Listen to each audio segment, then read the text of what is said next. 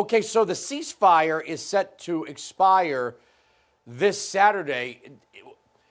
Trump said all hell will break loose. Is this the deadline? Is all hell going to break loose if all the hostages are not released?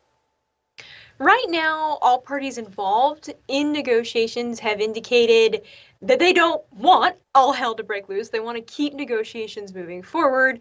They want to keep this semi-flow of communication, if you can call what has been recently a flow of communication.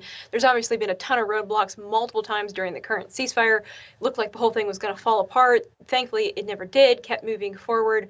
We've seen over 30 hostages released. Tonight, actually, the bodies of 4 more hostages are coming home to Israel. Such relief for those families. I've spoken to family members who know that their relatives, their bodies are remaining in Gaza, and they said, mentally, you just can't move on until you have the bodies to be able to bury, to be able to grieve.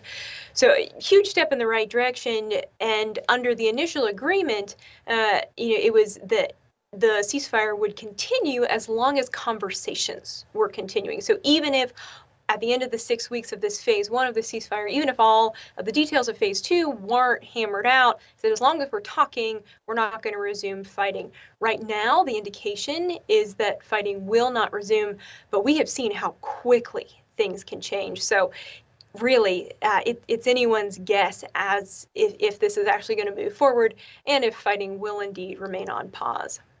For full shows, live and on demand, it's Salem News Channel.